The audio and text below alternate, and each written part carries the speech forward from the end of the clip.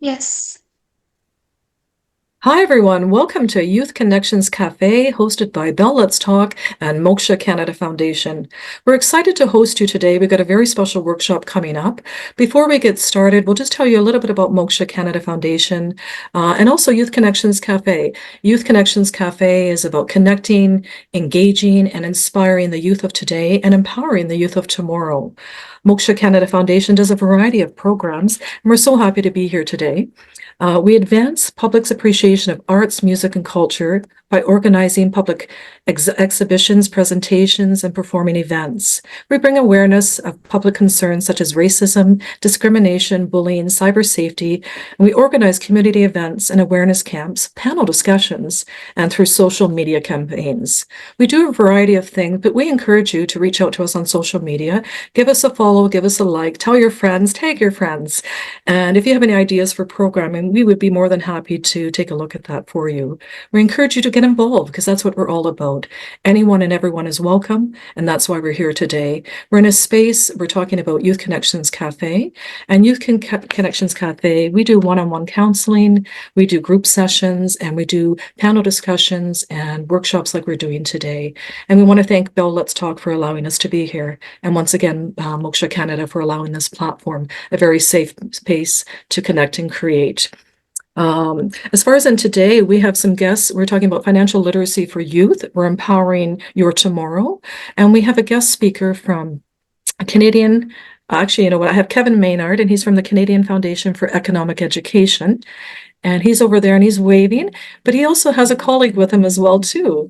And Chad Izad, who does a lot of tech support. Yes. And media support as well. So they're both here today, although Kevin will be doing the presentation. We want to welcome all of our guests here today. Others will be joining in. So they may enter and you'll see the screen grow at some point. And we do thank you. We've got a couple of things in the chat here. We encourage you to complete the survey. We would really appreciate your feedback on that. That would be amazing.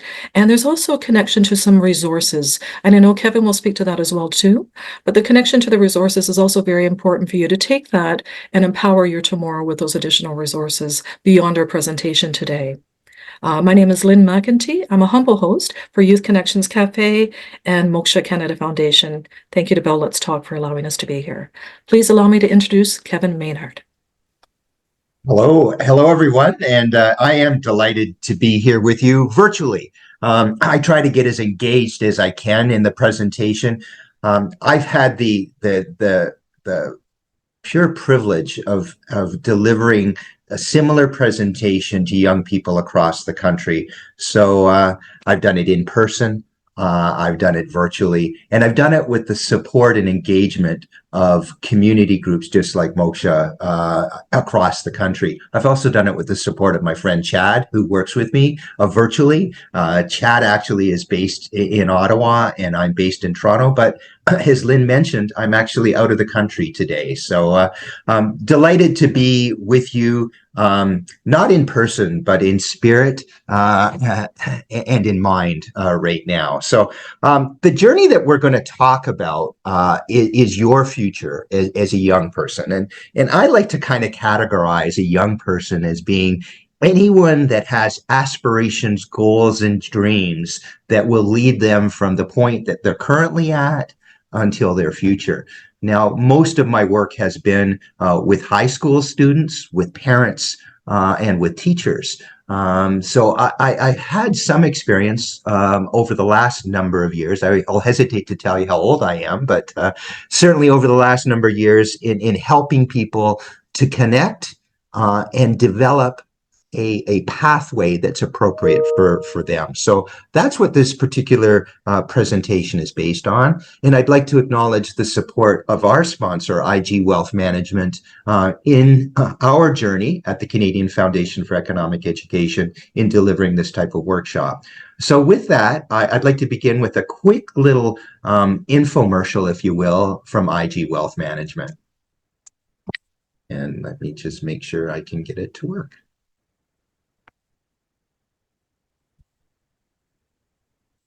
I'm only 16, but there's no limits to what I can do.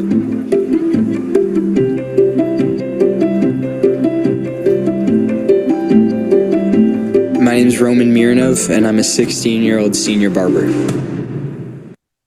So the reason I wanted to just play that brief little infomercial is to let you know that IG Wealth Management is one of Canada's financial services companies that helps people build wealth. But more importantly, they help us at the Canadian Foundation empower young people in decisions that they make.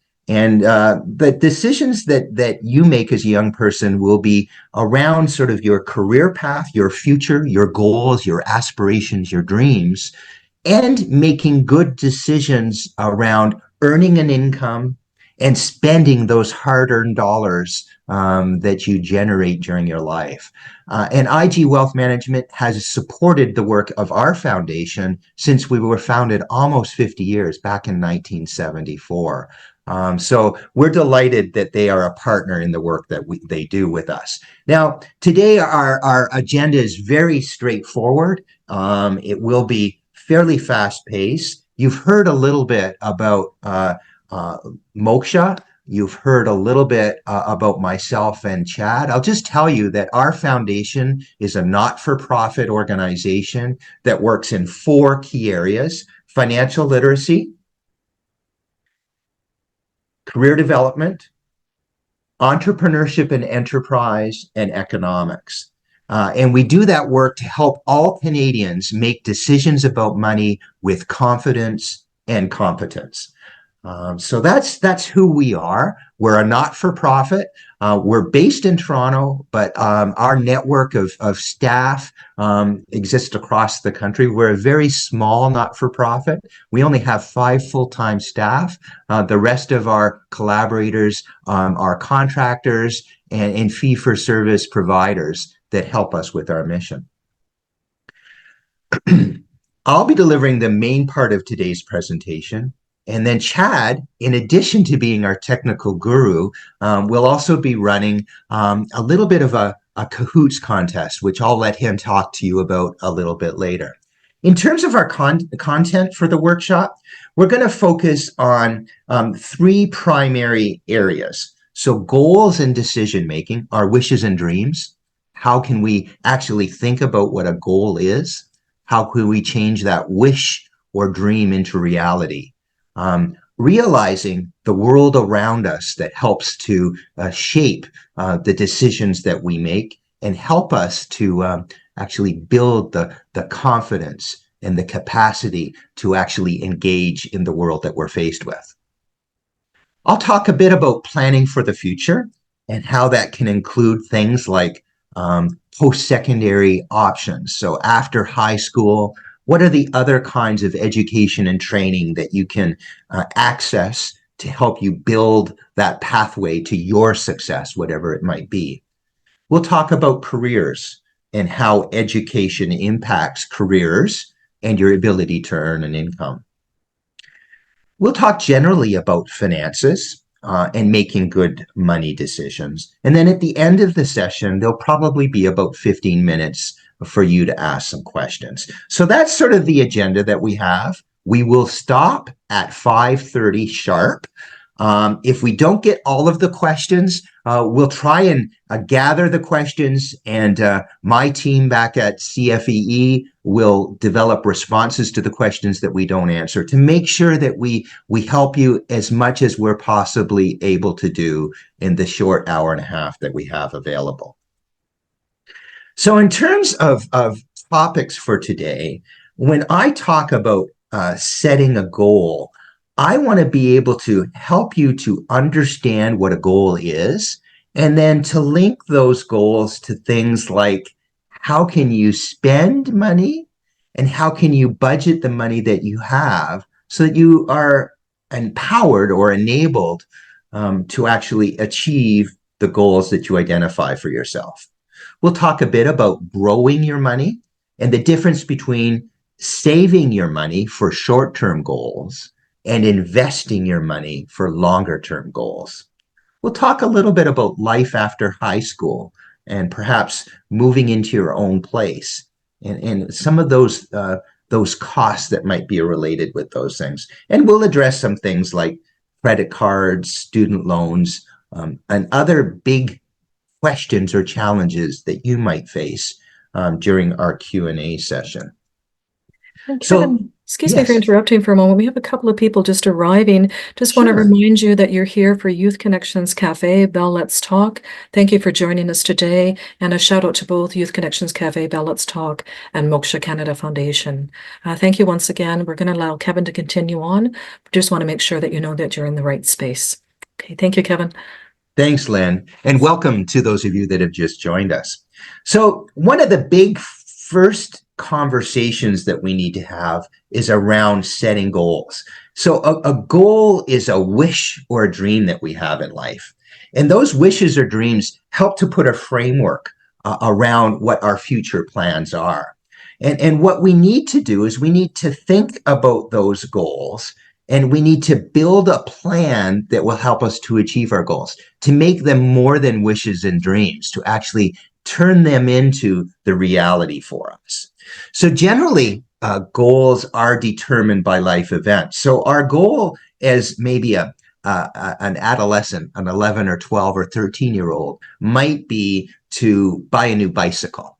And as we get a little bit older, it might be to move into our own home, our own apartment, so we can manage our own affairs. Or it might be to get a part-time job, or maybe it might be to learn a new skill, like playing the piano or playing the guitar. So those goals that we have in life will change. They'll be modified based on our age, our dreams, and the life events that are around us. Our sort of the world that we live in as individuals affect the goals that we have. But it's important to know that goals are very, very individual. So my goal is going to be very different than Chad's or than Lynn's, because our life experiences and the place that we're at in our life journey is very different. Life events and goals are also impacted by our own individual values, what we consider important to our own self, what we enjoy, what we don't like to do, the people that are around us. Even things like culture and faith will affect our goals. Probably one of the biggest impacts on our goals are our life experiences, and those life experiences of individuals around us and our families. They impact our goals as well, because we think about what is familiar to us. And generally, we build upon that as a model when we think about our own wishes or dreams. So it's really important when we think about goals. Goals are an individual journey that we each set for ourselves, and that as we continue to grow in our lives, those goals will change. And I always like to help you think about a goal and help you to actually express a goal effectively. So I want you to think about a goal as something I want to do, something I want to be, or something I want to have. So just take a moment and think about something that you want to do. Like, I want to learn how to play the guitar. Or it could be something that I want to be.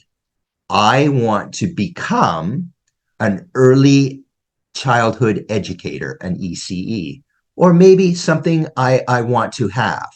I want to have my own business. Okay, so those are some ways that you can express a goal that you have in life. It's something I want to do, something that I want to be, or something that I want to have.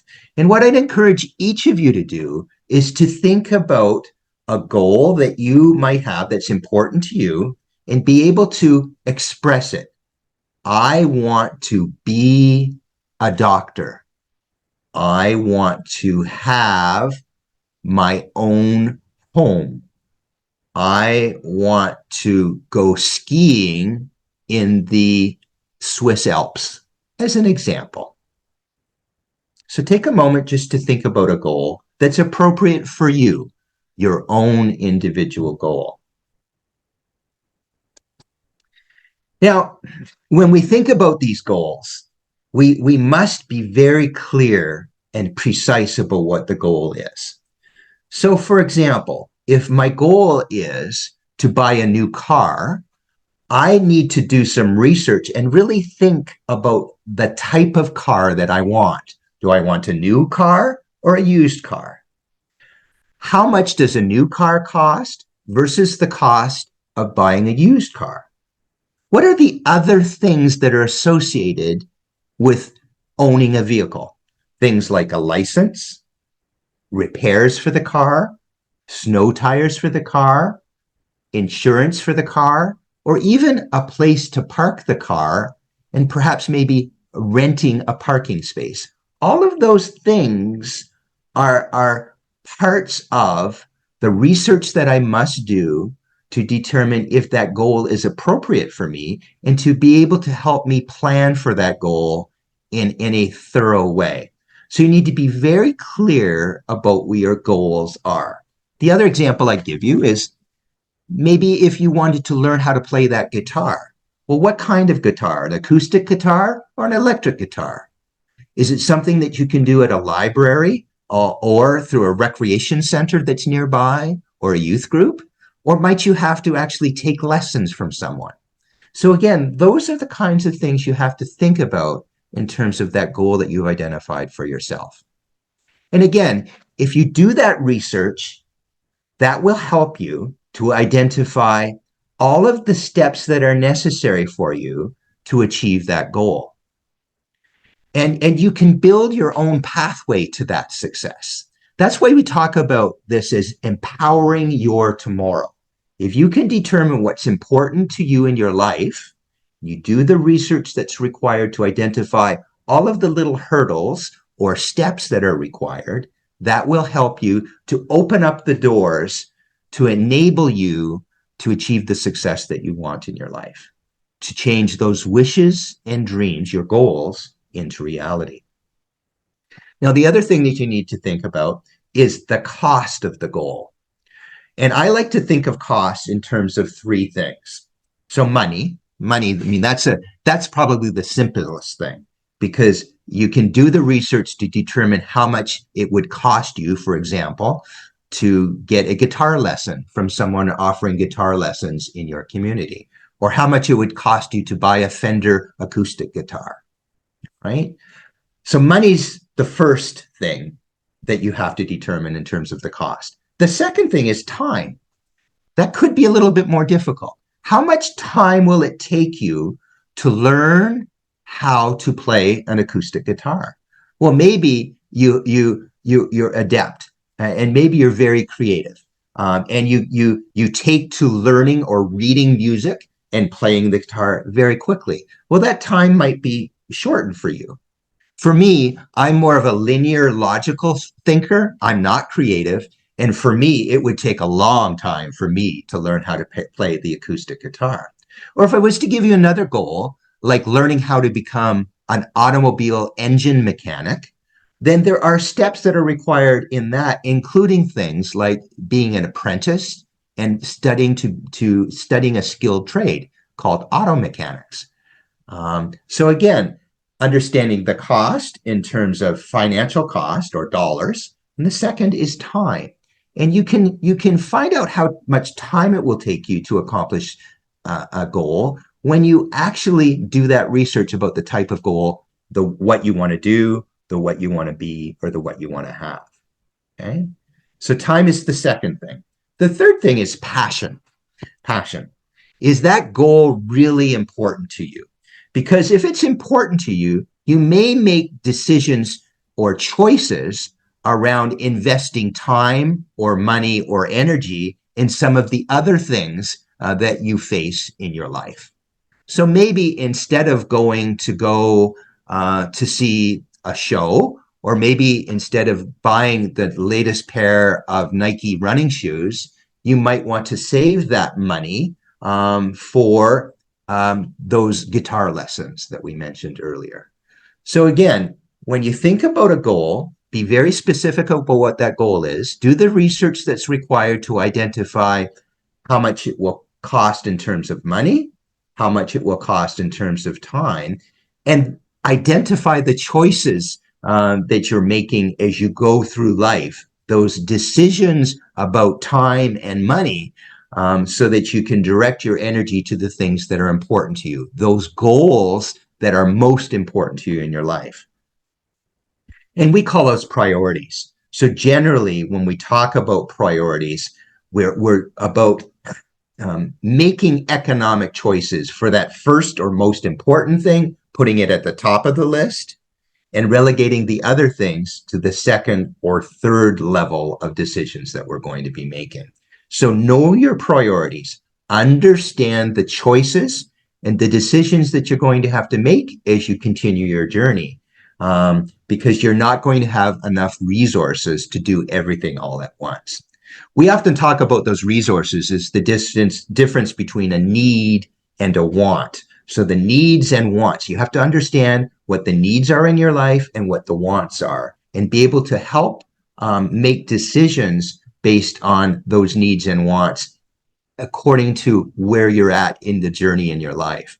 So I'd like to play a quick little video for you to help you identify needs and wants. In life, you can spend your money, save or invest it, or share some with others in need, in addition to needing to set some aside for things like taxes, which unfortunately aren't really a choice. Your money decisions will depend on what you decide you need versus what you want. Everyone is different though, and we will make different decisions about needs and wants. Being able to recognize what is a need and what is a want will help you stay out of financial trouble by allowing you to prioritize items that are needs that your money should go to first. So, how do we determine what is a need versus what is a want? Do you actually need this or just want it? The simplest way to look at it is needs are the essential items we need to live and survive. Needs include things like housing and utilities, food, clothing, transportation, etc. Wants are things that aren't essential, where we could still live day to day without them. Wants could include things like video games or a vacation. Sometimes it's simple to determine what is a need and what is a want. Other times it becomes more complicated. We all need shoes, for instance, but how do we decide what is sufficient and what goes beyond what is needed and becomes a want? Do kids need the latest Jordan sneakers, or is that a want? Also, as the world evolves, certain things that were once considered a luxury and a want have become more essential to everyday living and transitioned into being a need. The internet would have once been seen as a want, but today is a fundamental part of how we communicate, work, receive education, shop, etc. Is it now a need? So think carefully. Is this a need or a want? You will face thousands of money decisions in your life. What are the costs of moving out? What's in my budget and how much for things like food, clothing, phone, and entertainment? How much can I save and what should I do with my savings? Do I need a car? If so, should I buy or lease? I like to travel. Can I plan for that? Am I able to help out others? Being able to distinguish between the things you need and the things you want will help you prioritize what your money should be spent on first, as well as help you recognize how much money is being spent on things you don't actually need and may be better off being put in savings. So the next time you're deciding whether to spend your money on something, think about if it's something you truly need, or is it something you just want? So you can see needs and wants are part of that choice that we need to think about when we're thinking about our goals. We have to understand that there are needs like a roof over our head and food in our belly, and what I like to say, a smile on our face. Those are our absolute needs, and we have to make sure that we accommodate those things for ourselves and our families. Wants are the more luxury things, the things that we could live without. Now, our life might not be quite as glamorous, perhaps, but a want is not as important as a need. A need are those things that we must have to be able to survive in this world, and we need to have those needs looked after to be able to progress in our life to those things that we want as well. So it's really important we understand the difference between a need and a want, and use that difference, that understanding of the difference when we're making choices around spending money. Now, when we're making choices around spending money, there's a little tool that we have called a budget. Now, a budget is like a roadmap. It's like a navigation thing that you would have in your car, where you know what the objective is or the destination, and you know where you are now. A budget will help you to plan for your income or your earnings, your saving, your spending, and the money that you share with those in the world around you. So again, a budget is that plan that you can use to help you look at your money, the money you earn or get from whatever source, the money that you save for those goals, those wishes or dreams that you have, the money that you spend on your everyday items, and the money that you share to help those around you. And in fact, that's all we actually can do with money. We can earn it, we can save it, we can spend it, and we can share it. Those are the only things we do with money. Now, the specifics about how we do each of those things is determined by us as individuals. It's also important when we think about budgets to think about earnings as being income. So income can come from employment. It can come from government grants. It can come from bursaries. It can come from friends or other charitable institutions that give us money. Expenses are those things that we pay out. Okay? So generally what it is the money we earn is income or get as income. From that, we have money we spend, save, or share, our expenses. And if we have anything left over, we can use that leftover money for savings. We can accumulate it over time. It can continue to build so that we can use it to achieve a goal. Just think about it in terms of money coming in, money going out, and anything left over we can use to help us achieve those bigger dreams, those wishes that we have in life, our goals. Now, if we have a budget, that's a plan for our money, both coming in and going out. It means that we'll have less stress. Now, there have been studies that have indicated that money and money decisions are the most stressful things that are faced by any Canadian at any age.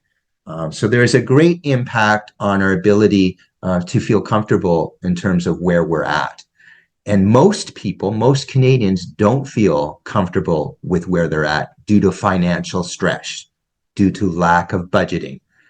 A budget can help you to manage that stress, because a budget can indicate your spending habits by comparing one month to another. So in comparing one month to another, you can use 1 month, last month's budget, to help you plan for the next. A budget can help you look at the income you have in 1 month and all of your expenses in 1 month. And you can use that as a plan to forecast what your life will be like from a money perspective in the future. So a budget is that plan, that roadmap that will help you. A budget can also help you to look at things that you can identify to save money and reduce expenses for those wants so that you can focus on the needs that you have in life. Let's talk a little bit about growing your money, because often we talk about how can we make our money grow. Once you have money, whether it be from a government grant, from a wage subsidy, from earning money at work, how can you actually grow that money? Well, for most short-term objectives or goals we have in life, we save money in a bank account. We save money in a bank account for one primary reason, and that's because it's low risk. If you put money in a bank account, in a savings account, that money is going to be protected. If the bank goes out of business, you will still get your money back because of something called Canada Deposit Insurance. So if you put money in a bank account, rather than just keeping it under your pillow or in a piggy bank, and somebody came into your house and stole your piggy bank, you would lose your money. If you put money in a bank account, that money is insured. If the bank was to go bankrupt, you would get your money back. So bank accounts are very low risk. They're safe, and they are what we call liquid. Liquid means the money you put into a bank account is easily accessible. You can go to any ATM and you can withdraw the money that you put into a bank account. You can do that at any time. So a bank account, a savings account, is very good for day-to-day expenses. You save money in a bank account, in a savings account, for day-to-day expenses and short-term goals, very short-term goals. And for most students and young people, most financial institutions, banks, trust companies, and credit unions usually have bank accounts that have very low or no service fees attached.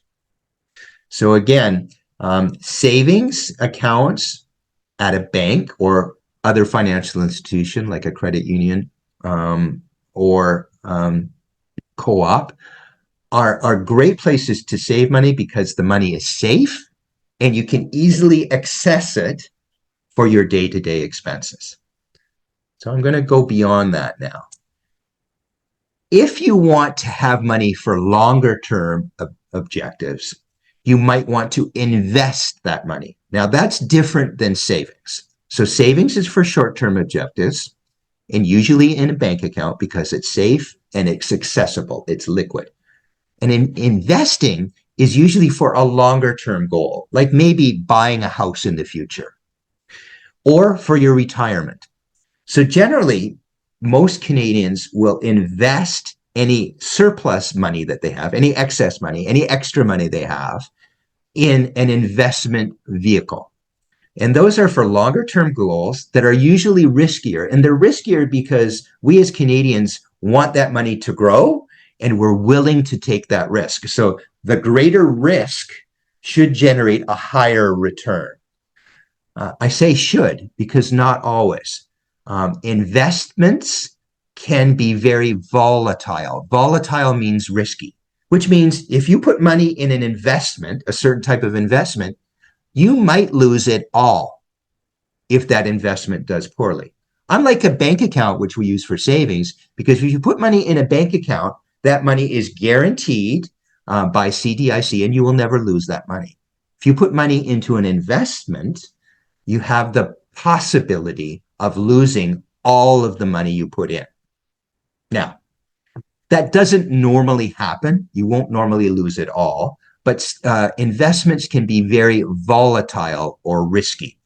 And the three types of investments that are common are stocks, mutual funds, and real estate. So I'm just going to talk briefly about what each one of those things is. So stocks is if you might buy a portion of a company.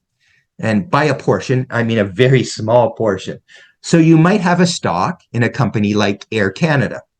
And if Air Canada does really well, and if they fly a lot of people and they don't have a lot of labor costs, and they do really well in terms of people buying airfare, and you bought the stock, the share of stock, maybe you paid $100 for it. And because Air Canada is doing really well, when you went to sell that share of stock, you would get $120 for it because there's a high demand for that share of stock because Air Canada is doing really well. So if that was to happen, you would make $20 or 20% return on your investment. On the other hand, if you bought that share of stock and went to sell it, but the company was not doing well, maybe something like COVID happened and the pandemic, there would not be a lot of people buying air tickets, or maybe the cost of fuel for their jets went up, or maybe their labor costs went up for their flight attendants and their pilots. Maybe those went up. and they had reduced profits. So when you went to sell your Air Canada stock, rather than getting $100 like you paid for it, you would only get $80. That would mean that you lost 20% of your investment, $20 on 100. So stocks is an example of an investment. So many Canadians buy stock as a way to try to accumulate money or grow money for a longer term objective. Now, most Canadians actually don't buy independent stocks. They buy what's called mutual funds, which is like a big basket. And in that basket, there's a whole bunch of stocks, and somebody manages that basket, and you just buy a portion of that basket. So you spread your risk over a greater number of stocks, and you share the risk or possibility of return with everybody that bought a portion of that basket. So mutual funds are a way that most Canadians save or invest for a long-term goal like retirement. So like me, all of my retirement savings, or most of it, let's say 95% of my money for my retirement is in mutual funds, which is this basket of individual stocks and other types of financial vehicles that I share risk with other people that have bought a piece of that mutual fund. So mutual funds are a type of investment. The other one would be real estate. So you could buy a condo in downtown Toronto, and if you bought it at prior to the pandemic, maybe you bought that property at $300,000 for a one-bedroom condo in the eastern part of Toronto. Well, if the demand for that property goes up and you went to sell that property, you would make money on it. But as we all know, sometimes property values decline. Again, I'll use pandemic as an example. Many of the one-bedroom condos that were selling in Toronto prior to the pandemic for $300,000, they declined in value over the 2 years of the pandemic to about $200,000. So if that happened, you would lose money on your investment. Now, in the last 2 years, since the end of the pandemic, property values have gone up again in Toronto. So you would make money on your investment. But you can see there is a greater risk for the return for investments. So savings are for short-term goals that you have because you want to have access to those funds and you don't want risk. Investments are for a way to accumulate money for a longer-term strategy, mainly for things like retirement, maybe buying a home, those kinds of things. So that's the two ways that we grow our money over time. Now, we need to think about how we're actually going to get money. So before we talk about budgeting too much more, let's talk about steps in career planning. So career planning is about trying to find a way to earn income where people pay you for the work that you do. So a career is when you have a series of jobs that are pooled together. So a series of steps in your development.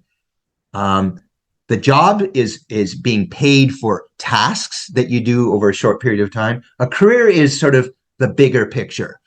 So how do a series of jobs or occupations go together to be a career? And in the steps in career planning, there are 4 basic steps. The first is to discover yourself. So who are you? What do you like to do? What are you good at? What skills or attributes do you need to develop further to be good in that particular job, occupation, or career? So looking inward at yourself really is what I'm talking about there. Exploring options, that's the second step. And exploring options is looking beyond you to the world around you. So if you live in Toronto, what are the occupations or the jobs that are available for someone that lives in Toronto? Someone like you.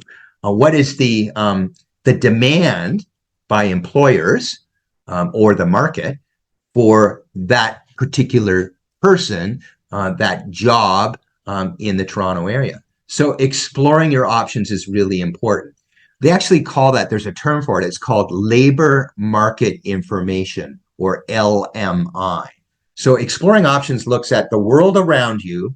What are the skills, aptitudes, abilities, and knowledge for all of the jobs that are in your community? And also looking at, if you actually develop yourself, your skills, abilities, and knowledge, is there actually going to be a job for you at the end of the development cycle? So at the end of going to school, there's going to be a job that somebody wants to hire you for. And what might be the rate of pay, a wage, an hourly wage, or the salary over the course of a year for that particular job? So exploring options is really important. And that means not only looking at common job titles, but what are the things, what does that work actually look like? And is it something that appeals to you? Because your first step looked at yourself. You explored yourself. What are your skills, abilities, and interests? Now, how does that match the world around you? So the third step then is making some decisions to help you along that journey. Just as you had a budget for your spending decisions, you need to start to plan your journey and make some decisions that will help you with a career, and then take action. So actually maybe going and talking with someone who plays background guitar in a bar band to see, what did they actually do to become a background guitar player in a bar band? Did they like it? How much money do they make? Does it allow them to give them their objective, the money to meet their objectives that they have in life? What would they recommend to you if they were to do it again in another life? Those are the things that you might want to do. So it's discover yourself, explore your options, including LMI, labor market information, make some decisions and start to develop a plan like a budget, and then take some action that will change your wish or dream around your career into some reality. In terms of exploring options, I really want you to think about what skills are required for every type of job. Every job requires skill sets. And how do those skill sets relate to your own interests and abilities? If you like to work with people, you like to communicate, then you want to have a job that involves the public. If you don't like to be working with others, maybe you can do something that is creative that you can do yourself as an individual. So think about the skills that are required by employers, and then think about your own interests and abilities. Now, there is a really great website. It's a government website. It's called Job Bank. And I highly recommend you take a look at Job Bank because it details every occupation in Canada using a code. It's called an NOC code, National Occupation Classification. So every job in Canada has an NOC code. It's usually a 4-digit code. And that identifies the type of work, the skills and abilities for the work, the education and training that's required. And it also talks about and gives information about the job market. What is the labor market information for those particular jobs that exist? So in the research or the resource document that you'll all get access to, jobbank.ca.gc.ca is one of the best resources that I would highly recommend. Now, in addition to getting income from working for someone else, you can also think about income from a job that you create. And that's called being an entrepreneur or a small business operator. I want to share with you a little video that talks about an entrepreneur. His name's Kareem Ladki. He was based in Vancouver, and I'll let you see his video.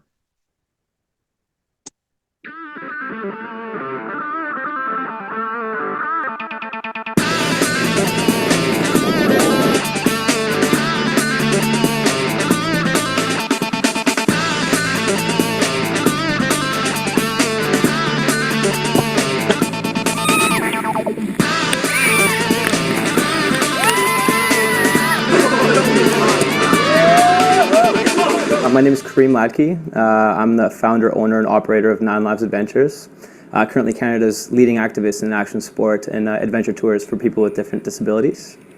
9 Lives is all about getting out there, getting out of your comfort zone, getting dirty, having a good time, meeting new people, while sharing an amazing experience.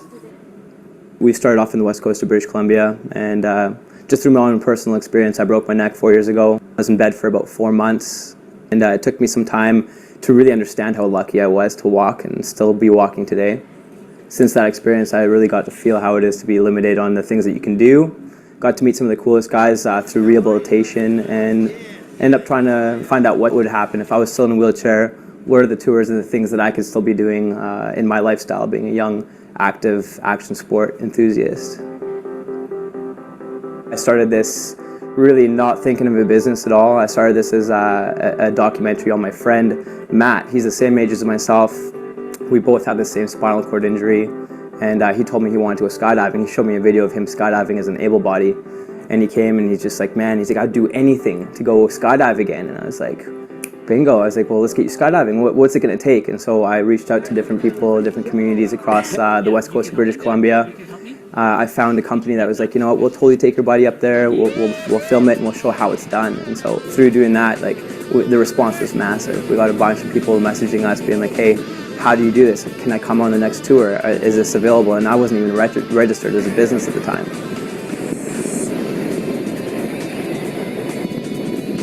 Oh, 9 lines. Our term is, finding limitation and shattering it. Anything that gets your heart moving, getting people out of their wheelchair, anything from skydiving, bungee jumping, jet boating, ATVing. Wind tunnel flying is a really big one for us. So instead of just doing the tours, we started doing annual events, skateboarding events, and this year we're launching a new one here in Toronto. So you can see that even when you're faced with an adversity like losing your ability to walk, you can think about those interests, the skills and abilities that you have, and you can create a journey that will work for you to enable you to achieve the goals and objectives that you have in life. Now, one of the really nice things I see about that, the video from Kareem, is he doesn't really put his priority on earning a high level of income. What he wants to be able to do is to help people like his friend Matt connect to allow them to achieve the goals and dreams that they have in their lives. So I really like, Kareem. I think he's been amazing in his entrepreneurial adventure that he's established. And I also like his approach to life, where he's taken an adversity and changed it around.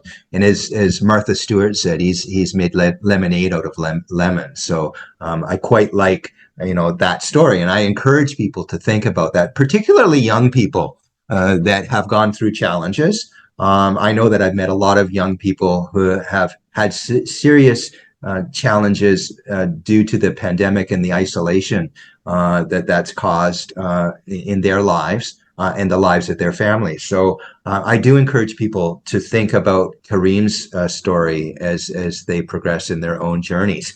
Now, I also wanted to share with you some data. So this is some labor market information. This is data that takes a look at your potential to earn an income based on the level of education that you've had. Now, this is older data, but it's very relevant. So this is taken from, I believe it's 2016. So it's starting to age a bit. But I wanted to show you, if you look at the left-hand side, you'll see a little blue triangle, a red square, an orange diamond, and a green circle. So the blue triangle is for a university graduate. So that'd be a 3 or 4 year degree. So an undergraduate degree at a university in Canada. The next item there is the red square. And that red square is for a college diploma, usually a 2-year diploma from a community college in Canada.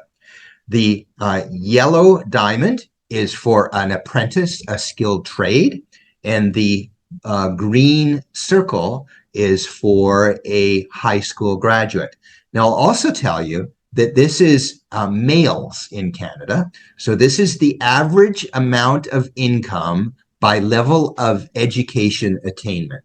So the story here is that the higher level of education, the potential to earn more income is greater.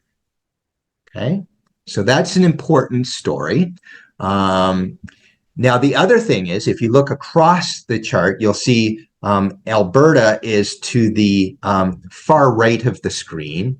And you'll see there a very interesting thing. You'll see that the level is higher, and even the amount of pay it's variable, so it differs for the Canadian average. And one of the interesting things I like to say is that when this was taken, this was during the oil boom in Alberta, when those in the skilled trades were making significantly higher amount of money than most others. Now, this is males. So I'm going to very quickly show you the same data for females, and it's disappointing. So there's the data for females. So it's roughly anywhere from $10,000 to $20,000 less than a male equivalent on the Canadian average. And if you also look at the little red square, it's even more disappointing, because the little red square for the Canadian average is apprenticeship, so a skilled trade. And what this indicates in terms of the data is that many females, for whatever choice, choose a skilled trade that has a lower level of income than men who traditionally choose skilled trades that pay higher wages. And I'll give you the example. The common example is most hairdressers, hairstylists, and beauticians. That's a skilled trade, but the amount of pay for that skilled trade is quite a bit lower than someone like an automobile engine mechanic, a steam fitter, a pipe fitter, or a plumber, which are all skilled trades. So what this says to you is that despite the fact that we in Canada think that we have equity in the workplace, we do not. We need to encourage women to enter the skilled trades and to enter skilled trades where they have a potential for earning higher income. And those are generally things like automobile engine mechanic, diesel engine mechanic, butcher, bricklayer, all of those skilled trades that do have a high demand. Again, based on labor market information, we know that skilled trades pay significantly higher than other jobs that may even be related to college education or university education. Again, the message here is we need to do whatever we can to encourage young women to enter those skilled trades that offer higher pay. The other message here is that having a university education or a college education may not be the absolute best choice for many people. Skilled trades do provide opportunity to earn very high levels of income. If, again, you think about Kareem, if that's the type of work that you want to do, because it's not just about earning income. It's about doing things that you like to do so that when you wake up in the morning, you can look forward to going to work. Again, I just wanted to show you that education does have an impact on income potential. That's the first thing.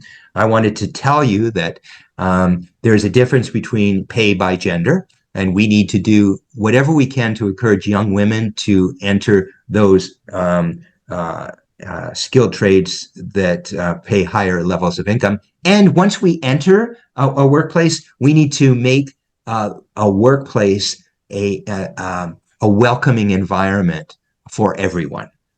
So that's really important. Even when you start your first job, we need to do that. Lynn? Yeah, thank you so much, Kevin. I just wanted to take a moment, make sure everybody's following. And if there's any just, questions at this moment, I just want to make sure everybody's getting the stuff that you're presenting. You're doing a fabulous job. We appreciate it so much. If you are entering the room fairly recently, just reminding you you're here for Youth Connections Café for Moksha Canada Foundation. And we have an amazing presentation here right now happening with Kevin Maynard. But just want to make sure everybody is following. Yes. Okay. All right. Okay, right. thank you, Kevin. Just gives you a moment for a break there as well. Great. Thanks, Lynn. Just stay hydrated. Thank you. Okay. So I'm going to get into the next step. So we've talked a bit about, careers are a way of generating income that meet our own individual interests, skills, and abilities. If we have an income, that may enable us to change our wishes, our dreams, our goals into reality. But let's talk a little bit more about costs of living. So for many people, whether you go to college, university, or a trade school, once you leave, your parents' home or the place where you're living with your guardian, you may need to think about this little chart that I've showed you. So this chart shows the average, so average in Canada, cost of living for a student that going to college, university, or a post-secondary institution. So the average cost is around $23,000. Now, depending on the location you live, like if you live in downtown Toronto or downtown Vancouver, some of your rent might be higher than this. But generally, this is for Canada. So roughly $23,000 a year is what you need. And 40% of that $23,000 will go to rent.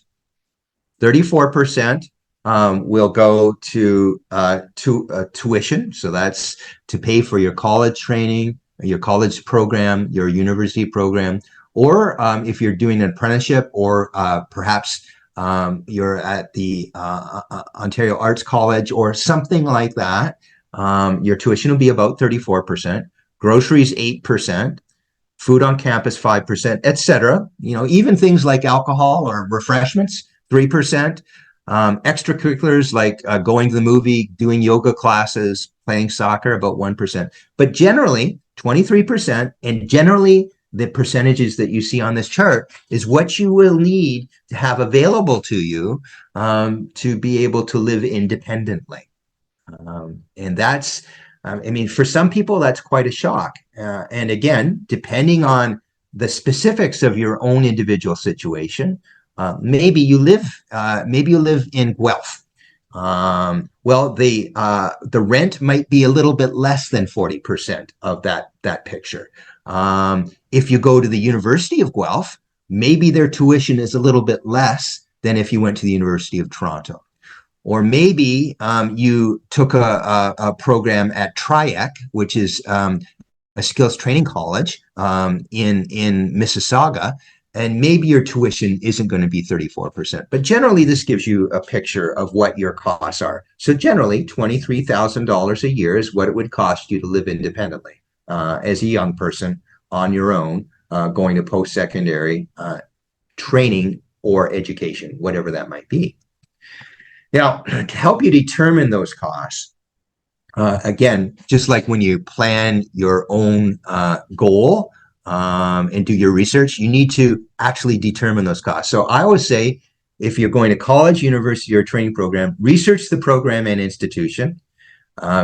Take a look at what is the method of instruction that they offer. Is it going to be in person or virtual, or a blend of both? Are there additional costs that you might have, like books, lab fees, technology? Or if you're becoming an automobile engine mechanic, tools. All of those things are going to cost you money. Where are you going to live?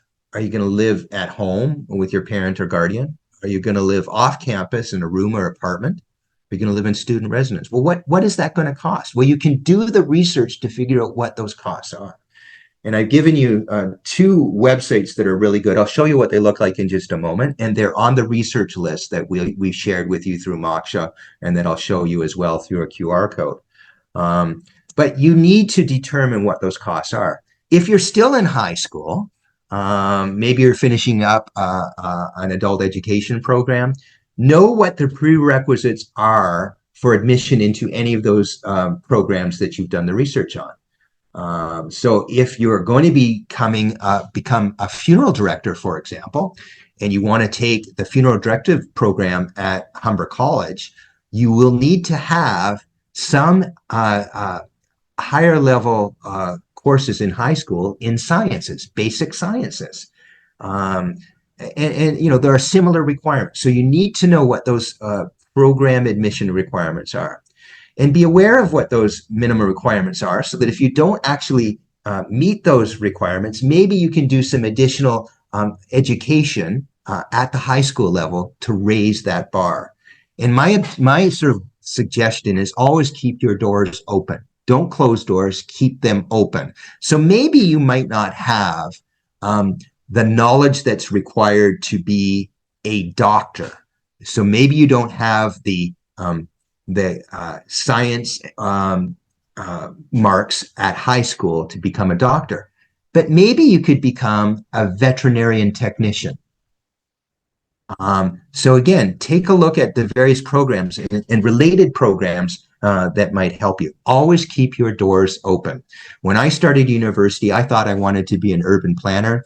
I found out that I had to learn a lot about geography. I hated geography, particularly learning about rocks was not of any interest to me. So in my first year of university, I changed my major and became really engaged in the political science side of urban planning. And that was really exciting for me. However, when I graduated from university, there were no jobs for urban planners. So I had to find something else that met my interest and abilities. And I worked for a not-for-profit. The key is there to keep your doors open. Now, we talked about budgets before. Remember, budgets is that plan, that roadmap, that navigation tool that will help us look at income and expenses and then savings or debt. So we need to ensure that we have those budgeting basics in our minds as we continue to make decisions. Remember, when we think about budgeting, we need to think about the sources of income that we have each month. So that could be from a part-time job, from a full-time job, maybe savings. It could come from funds from parents or guardians, scholarships or bursaries. And for many people, scholarships or bursaries are a hidden gem because there are a lot of scholarships and bursaries available to us if our parents or family members maybe work for a labor union, or if we're disenfranchised. So if we have had some economic hardships, there are many scholarships and bursaries available that are means oriented. So if you have low levels of income, there are scholarships and bursaries that may be able to help you. So the idea is to try and find out what's available. You need to think about how much you spend each month. So if you don't know right now how much you spend on putting a roof over your head or food in your belly or a smile on your face, you need to figure out what that is so that you can begin to think about not only the money you have coming in, but the money you have going out so that you can ensure that you'll be happy when you're setting aside that $23,000 a year that we mentioned earlier. I'm going to move fairly quickly. I'd like to play a quick little video for you that talks about some of these decisions. Who here wants to talk about money? No one? Great. Today, we're talking about money decisions, which is perfect because most people make decisions about money every day, including today. Think about the last item of clothing you bought. For me, it was my pants. So let's look at what factors affected that decision. Was it how you felt when you imagined yourself wearing it? Was it your friends and what you thought they would think? Was it because you've typically worn this style in the past? Maybe your parents, siblings, or other family members had an influence on your choice. Maybe you were trying to stay current. We've all done it. Did you see a commercial, maybe an ad, or a celebrity endorsement that helped convince you? Was it because of a sale or a discount code that you had? Or was it because of your own sense of values, style, and knowing what you really want? In addition to all these factors, it's important to ask yourself when making any purchase, can I afford this? Before spending the money, think if there are other things you need you'd rather spend your money on. Listen, whether it's intentional or unintentional, all of these factors can influence the choices and decisions that you make about spending money. So here's a tip. When you make decisions about spending money, take a moment to think about which factors could be affecting your decision. After all, sometimes we make good decisions, like my pants, and sometimes not. Like those glasses I bought. They don't even have lenses in them. We all want to make good decisions, but we don't always know if it's a good one until after the fact. That's why you should always look back and think about whether or not it was a good decision for you. Make note of why it was good or why it wasn't. The main thing is to learn from the decisions that weren't so good. You may not realize this, but making decisions is actually a skill. Most people just haven't been taught how to master it yet. But it's never too late to learn. And you can always get better over time. Just like solving a Rubik's Cube. Before long, you'll be making better money decisions. And me? Well, I'll still be here. They don't let me out much.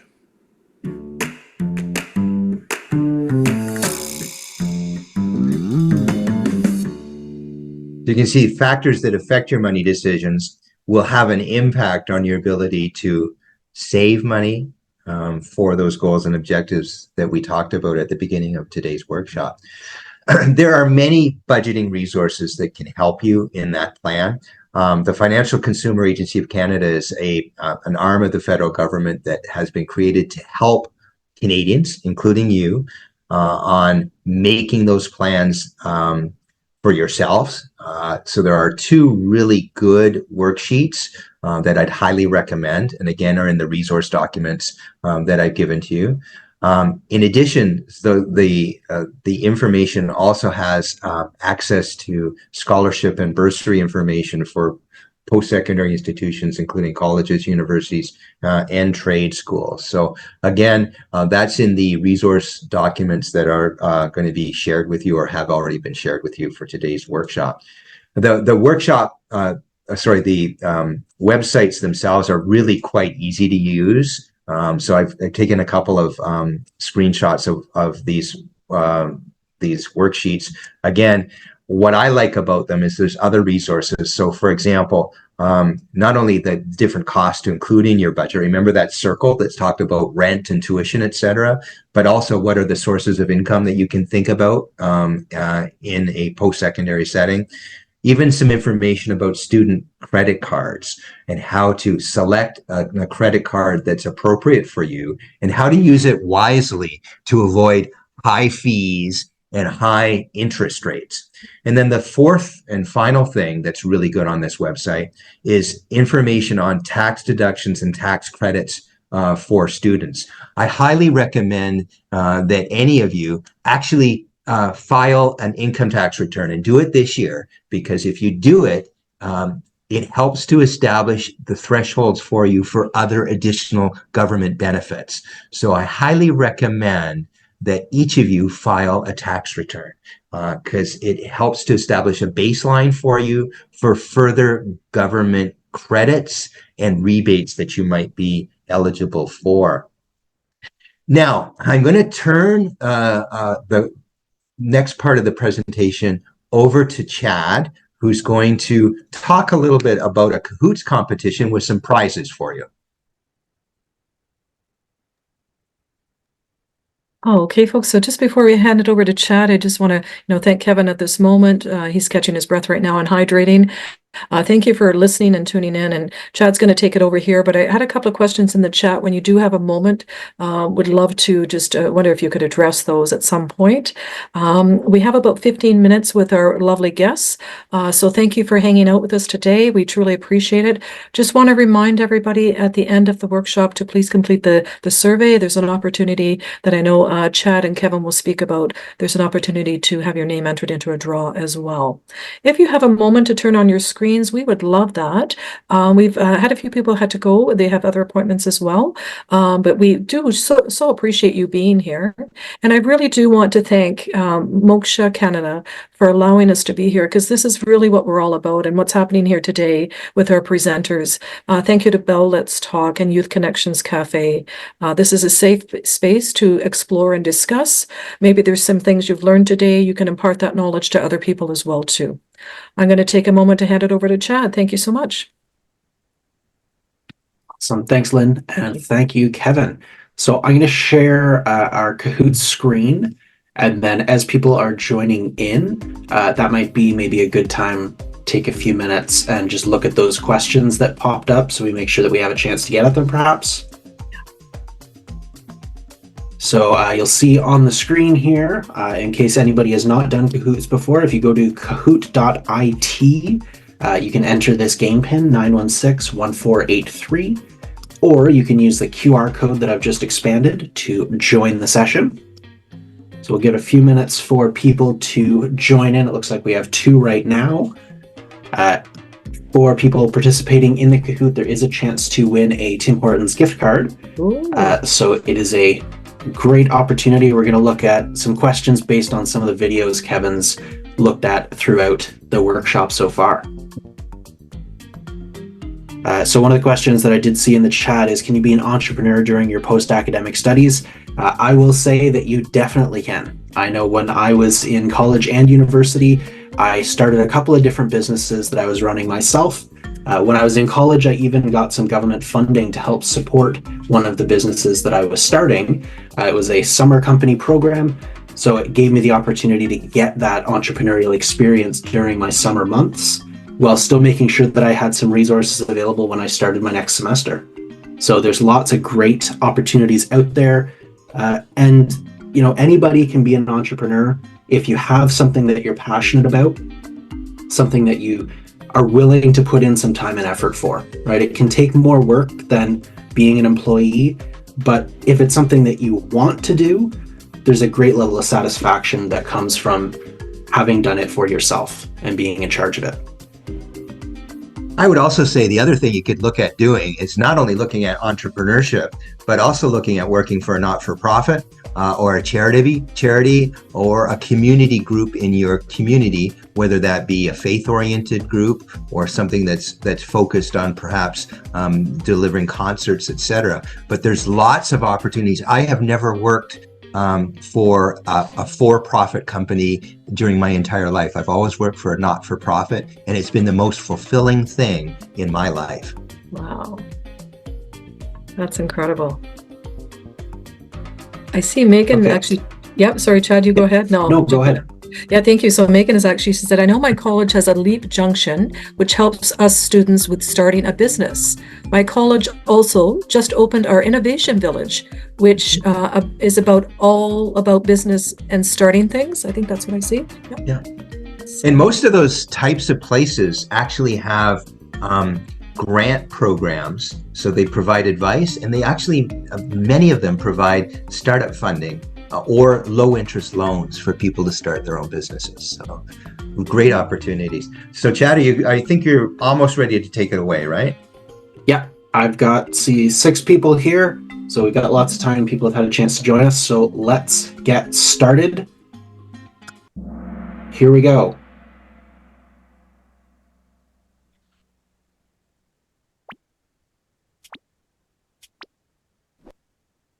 So true or false? It's important to look back on decisions that we've already made. True or false? Diamond is true, triangle is false. All right, we got 6 people said true, and that is the right answer. So let's see. Looks like Megan is currently in first by 20 points over Kaylee, with Liam in third, down only 10. Let's see how things go after round 2. If everyone had twice as much money, what would happen to prices? Prices wouldn't be affected. Prices would likely fall with much more buying happening. Prices would likely go higher and potentially double, or it's too difficult to predict what would happen with prices. Who knows?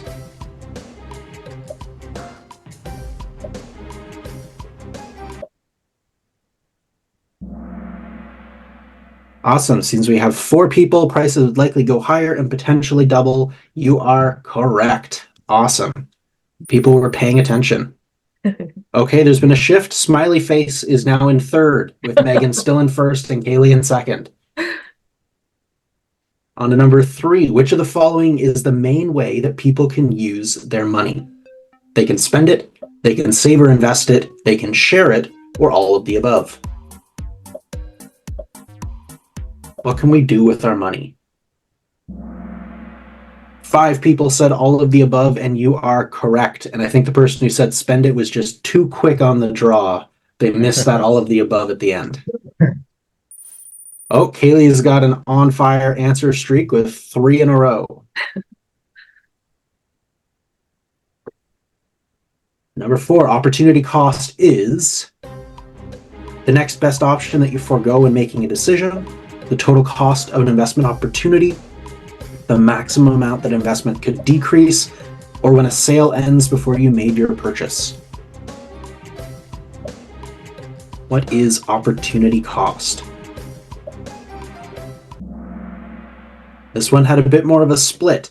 Opportunity cost, it's the next best thing that you give up when you're making a decision. So what else could you have spent your money on instead of what you actually spent it on? Kaylee has moved up into first place with Megan shifting down into second. Oh, 3 players just dropped their answer streak. Let's see if they can get it back by the end. What factor does not usually affect money decisions? Is it advertising, friends and family, incentives and sales, or the weather? What does not usually affect your money decisions? So it does not affect them. Correct, everybody got it. It's the weather. The weather, unless it's maybe I need to buy an umbrella, the weather really shouldn't have too much to do with your money decisions, but all of the others definitely will. Oh, Kaylee's up to an answer streak of 5 on fire. Smiley face is back in third place. We're on 6 of 8, so we're coming to the end here soon. The ability to make good money decisions is usually something that you're born with or a skill that you can learn. Triangle or diamond?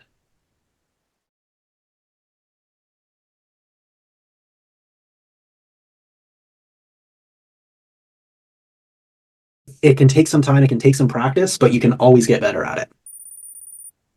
Kaylee's still in first, Megan and Smiley Face. 2 more questions. Common advice given to youth is to spend money on things they want before things they need. True or false? You should spend money on the things you want before the things you need. That is false. You always want to spend money on the things that you need first. Once your needs are taken care of, then you can start to spend it on the things that are potentially more fun. But we always want to make sure that we're covering our wants first. Smiley Face is now up into second place with VD in third. Needs That brings first. us to our last Needs first, question. Chad. Pardon? Needs first, Chad. You got it. Oh, did I say it backwards? Yes. Oh, I would have gotten that one wrong, I guess. Always put money into your needs first and then spend it on what you want. There you go. Which of the following is not a need? Housing, travel, clothing, or food? Travel. We need a place to live. We need clothes. We need things to eat to survive. But travel is an extra. It can be nice once our other things are taken care of, but it shouldn't be a priority. So in third place, we have Megan Smiley Face. Second place is just Smiley Face. And first place is Kaylee. Got all 8 questions right. Congratulations, Kaylee. You have won a Tim Hortons gift card. So we will connect with you to make sure that we're able to get you that gift card. I'm going to stop sharing my screen here and send things back over to Kevin to wrap things up. Congratulations, Kaylee. We have a yay, way to go, Kaylee, from Megan. Thank you for that, Megan. Encouragement for sure all the way. I wondered, Kevin, if we have any time for a couple of questions before we do that hard stop at 5:30. Yeah, we do. We do, yeah. And I'll let you Okay. take it over with what you need right now and if there's any Okay. opportunity. So there's going to be a feedback survey. So if you could, participants, take a look, use the QR code, and complete that feedback survey. We'd appreciate it. I believe that Moksha is also going to circulate that link to that feedback survey. Is that correct, Lynn? Yes, correct. Yes, yes. Okay. And then similarly, I mentioned a resource document. If you need it, you can take the QR code, take a picture of it now, or it will also be sent to you through Moksha. And if you wanted to share any social comment about today, you can do so. If we don't get to your particular questions, you can email me directly with your questions, but I think now we can open it up for questions, Lynn. Okay, folks, so an opportunity to take some time for a question before we go off, please and thank you. And if you want to be on screen, that would be amazing. And then our presenters know who they're speaking with. Any questions at this point? It's been a lot of information over this 90 minutes, but it's an opportunity for a direct link for your question. Let's see. Anybody? And feel free, you can type it in the chat as well if you wish. No, I'm thinking maybe not at this point. I'm not seeing anything in the chat right now. The resource document is here, of course, so if you take a moment to copy that, please and thanks, folks, that would be amazing. So I think that's it. Yeah, I think that's all for the questions. I think they're feeling very well informed, for Well, sure. and I know, Lynn, that sometimes people feel reticent to actually share a question in a live forum, and I recognize that. So if you want to send an email to me independently, I will answer it, and I'll not say who the question came from, and we will share it with Lynn so that she can share that with all participants. For sure, for sure. And then, you know, if anybody else is inquiring, we can make some direct linkages for you as well, too. I see an inquiry here in the chat, so yeah, we can make that happen as well. And be aware that from other groups, we've actually, in the resource document, we've included questions and answers to similar questions from similar groups in those that resource document. So thank you very much, Lynn. Oh, thank you. We're very, very grateful. So thank you so very much on behalf of Moksha Canada Foundation and Youth Connections Café and Bell Let's Talk for allowing this very safe space to explore, engage, create, and inspire. Everything we do is underscoring mental health. And I think that's very important to recognize in all of the programs that we offer, all of the linkages that we make in community with people like yourself, Kevin, and Chad. We're so very grateful for you opening up your hearts and opening up your knowledge, imparting that to us. So we're very grateful for that. Everything we do is mental health awareness and support. So thank you for that. I see a couple of people on screen here. Are you thinking of any questions before we go? No. No. Okay. Again, I want to thank everyone for being here today. Please reach out to us for any further conversation regarding this workshop or any ideas for future programming as well. If you have something you'd like to ask Kevin and or Chad, we can make sure that happens aside from this recording today. We truly appreciate you being here. Thank you to all. Thank you to our techs in the background for making it happen and making it a smooth transition for all of us. My name is Lynn McEntee. We're here for Bell Let's Talk, Moksha Canada Foundation, Youth Connections Café. We're signing off for today, and thank you to Kevin Maynard and Chad Izat for being here. We're so very grateful. Thank you. Bye, all. Thanks, Lynn. Thanks, everybody. Thank you. Take care, all.